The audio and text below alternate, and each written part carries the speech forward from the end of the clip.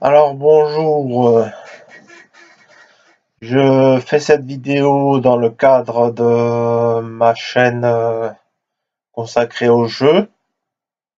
Et là, c'est les jeux de culture générale qui m'intéressent particulièrement.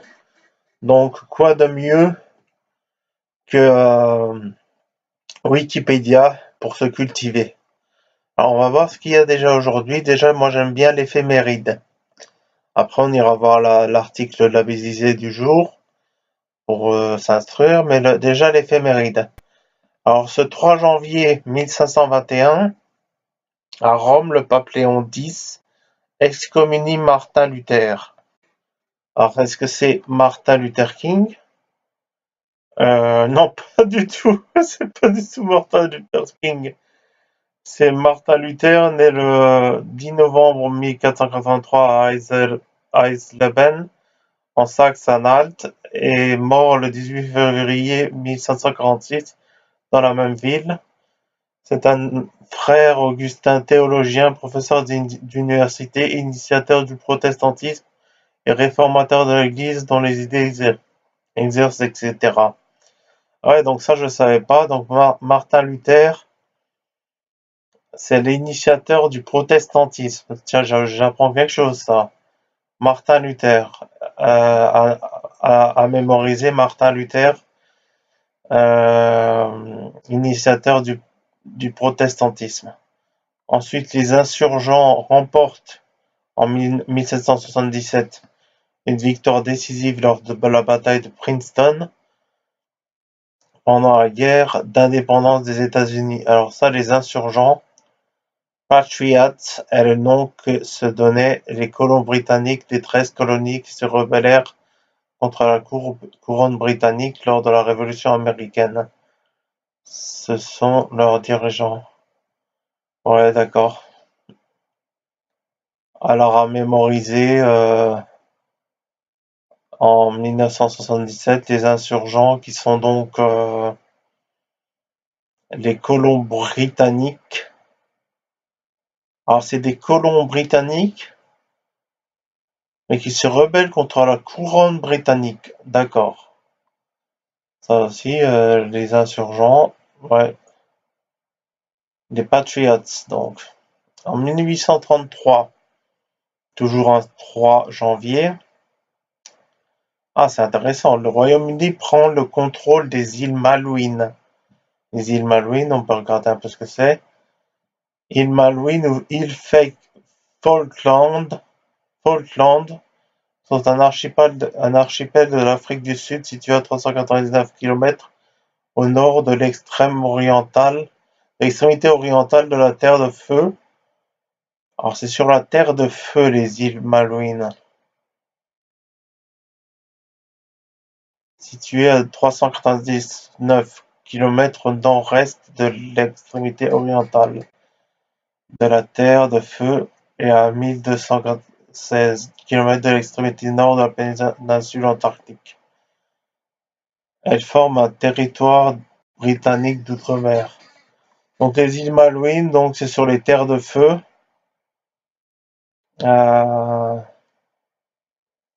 L'extrémité orientale de la terre de feu.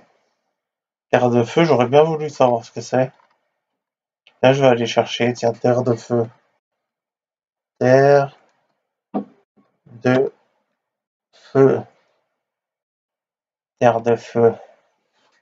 La terre de feu, en espagnol, Tierra del Fuego, est le nom donné à l'archipel qui se trouve à l'extrême sud du continent sud-américain. D'accord, à l'extrême sud. Divisé entre l'Argentine et le Chili, est composé d'une île principale, la grande île de la Terre de Feu, communément appelée Terre de Feu, et d'une quantité d'îles plus petites comme les îles Dawson, Navarino, Host et l'île des États. Ensuite, on en était resté, oui, donc en 1800, date à retenir, 3 janvier 1833, Royaume-Uni prend le contrôle des îles Malouines. Ensuite, au Japon, En 1868, 3 janvier, début de la guerre de Boshin qui marque le début de l'ère Meiji. Alors c'est deux trucs qu'il faut approfondir, hein. Guerre de Boshin, littéralement guerre de l'année du dragon. Ah, intéressant. Guerre de Boshin, c'est la guerre de l'année du dragon. Est une guerre civile japonaise qui débuta en 1868 sous le règne de l'empereur Meiji. Une guerre civile japonaise qui débuta en janvier 1868 sous le règne de l'empereur Meiji. Et on retrouve là l'ère Meiji, donc au Japon, 1868, 3 janvier, début de la guerre de Boshin, qui marque le début de l'ère Meiji. Donc de l'année du dragon, guerre Boshin. 1819, à Londres, l'émir Faisal ibn Hussein et Chaim Weizmann, compliqué les noms, signent un accord pour le développement d'un foyer national juif en Palestine. Alors alors lui, il est né à la Mecque, Faisal ben Hussein al-Hashimi Elijai, je sais pas si je me souviendrai de ça, hein. Et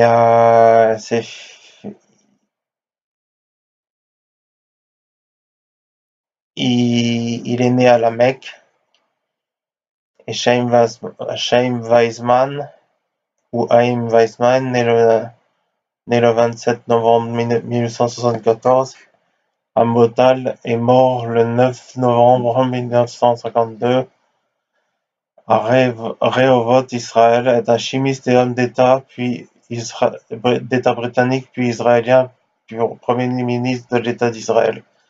Donc quand même en 1919, il y avait quand même un accord entre la Palestine, je sais pas si c'était la Palestine ou pas, mais là en tout cas entre et Israël pour le développement d'un foyer national juif en Palestine. Bah oui, ça doit être la Palestine. Sinon, on va passer à la suite. 2019, donc c'était l'année dernière, parce qu'on est en 2020. Le 3 janvier, la sonde chinoise Chang'e 4 est le premier agent spatial à se poser sur la face cachée de la Lune. Oui, j'en avais entendu parler de ça. Donc, 2019, 3 janvier, sonde spatiale Change 4, face cachée de la Lune. Alors, l'article de la visée du jour. La chapelle Saint-Herbaut de Saint-Herbaut, déjà c'est à noter. La chapelle Saint-Herbaut de Saint-Herbaut. Donc elle s'appelle la chapelle Saint-Herbaut et elle est à Saint-Herbaut déjà. C'est une chapelle dédiée au culte catholique et située dans le hameau de Saint-Herbaut. Il y en a du Saint-Herbaut, hein, sur le territoire de la commune de Plonévez-du-Faou, dans le Finistère. Donc c'est dans le Finistère. Le Finistère, c'est un département français en région de Bretagne. L'INSEE et la Poste lui attribuent le code 29. Ensuite, à l'emplacement légendaire de l'ermitage de Saint-Herbaut, protecteur des bêtes à cornes, elle a été un but de pèlerinage populaire, ce qui, à la protection de la famille ducale, a fait sa prospérité. Ruinée lors de la guerre de succession de Bretagne, elle est reconstruite à partir de 1389. Plusieurs campagnes de réaménagement entre l'extrême fin du XVe siècle et le milieu du XVIe siècle, la dot d'un porche méridional, donc un porche, vous voyez, bon, vous savez ce que c'est un porche, d'un clocher-tour ainsi qu'une chapelle annexe consacrée à Sainte-Barbe. Donc,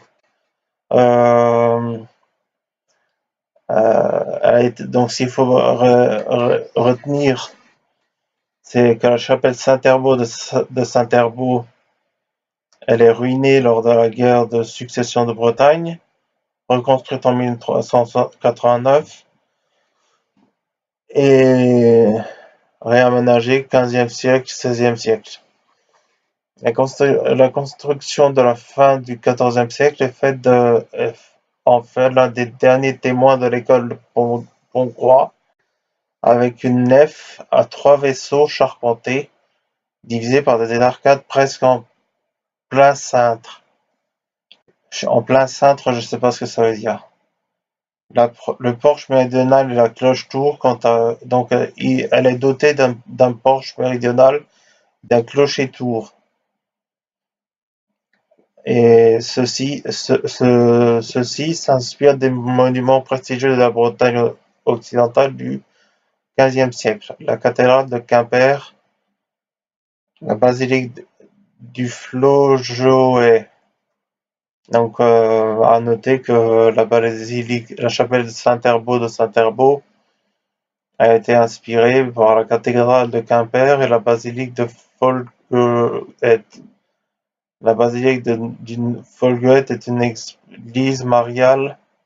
Mariale, ça veut dire quoi? Je vais chercher mariale, tiens, pour quand même apprendre des choses, hein. Faut y aller, hein. Mariale, qu'est-ce que ça veut dire mariale? La mariologie est la branche de la théologie chrétienne qui étudie la place de Marie, mère de Jésus, dans le mystère du salut du monde. De même que la christologie et la pneumatologie étudient respectivement le Christ et le Saint-Esprit, la mariologie étudie ce qui concerne Marie, mais jamais indépendamment du mystère du Christ. D'accord. Donc mariologie, c'est qui s'intéresse à Marie, à la Sainte Vierge. Et sinon, ce que j'aime bien aussi, bon, les actualités on peut suivre ça dans les actualités, les événements en cours aussi. Et ce que j'aime bien, c'est le saviez-vous, donc K n'est pas l'initiale d'un prénom de J.K. Rowling, photo.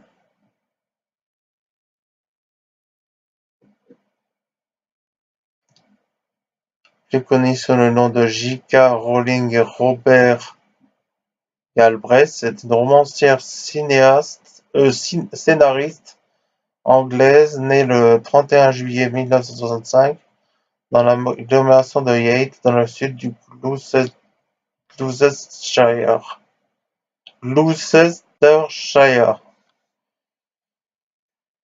Et alors c'est pas l'initiale d'un prénom, mais alors ils disent pas c'est ce que c'est alors, donc c'est dommage.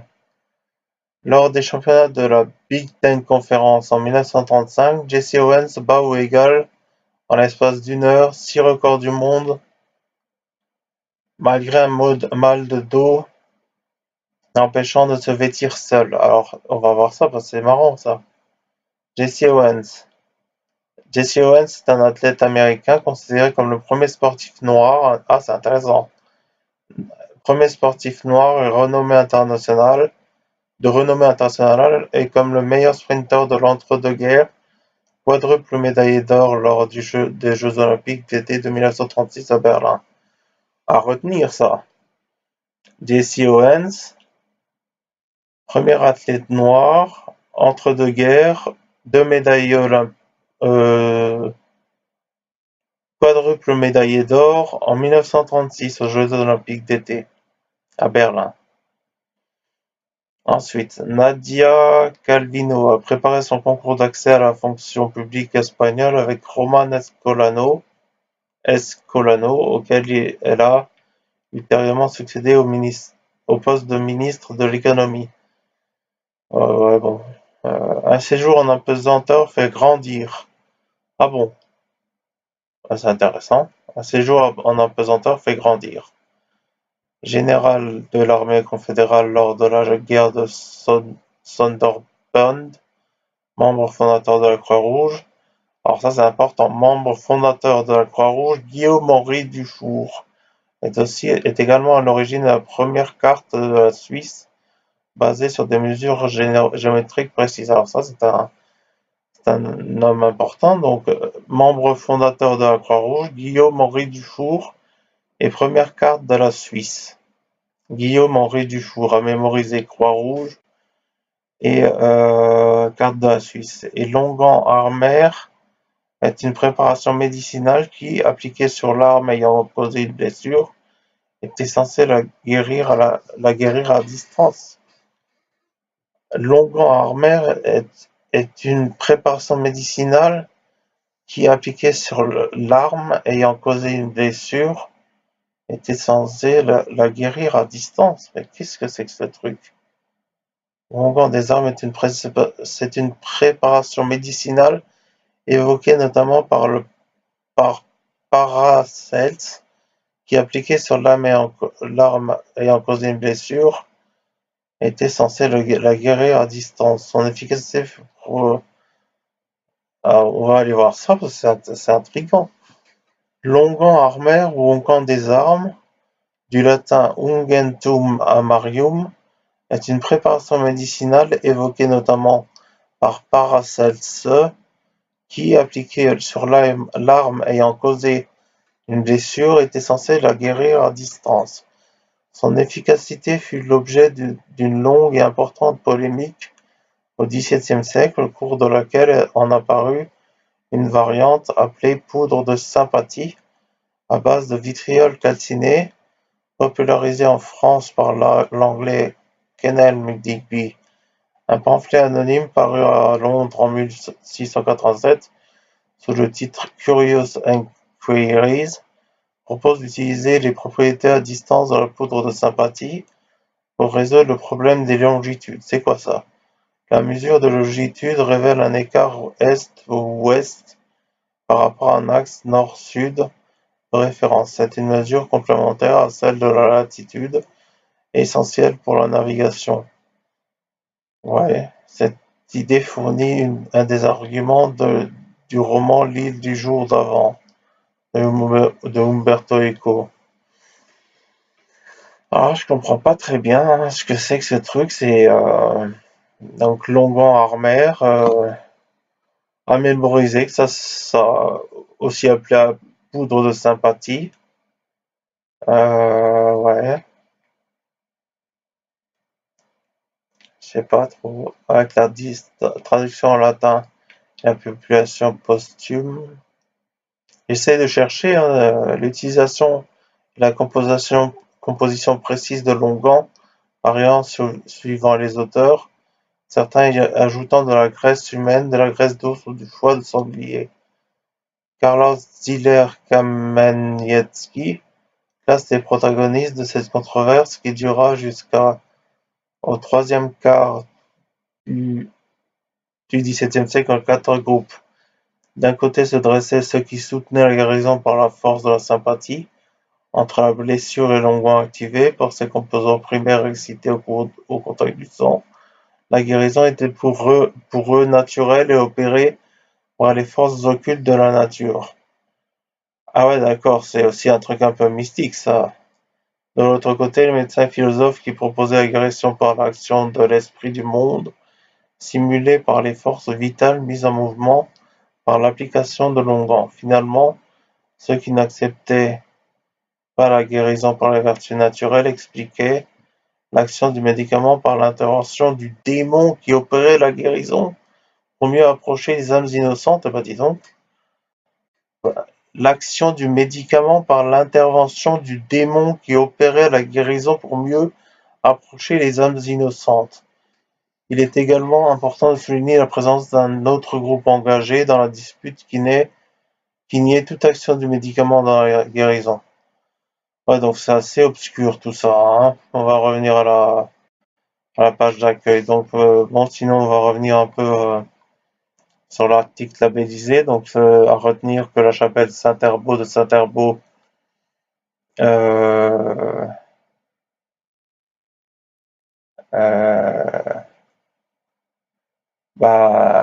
elle fut ruinée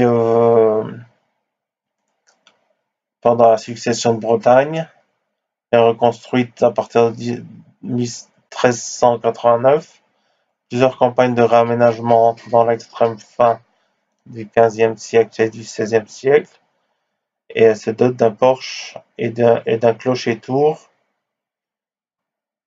Et elle a inspiré La construction s'inspire de monuments prestigieux de Bretagne occidentale, ouais, la cathédrale de Quimper, la basilique de Fontjoy. Bon bah voilà, je trouve qu'on a fait le tour on a fait le tour pour ce 3 janvier 2020, pas 1521, à Rome. 1521 à Rome, le pape Léon. Donc on avait vu que Martin Luther, c'est l'initiation du protestantisme, et puis voilà. Je crois que je vais m'arrêter là. Allez, bonne journée.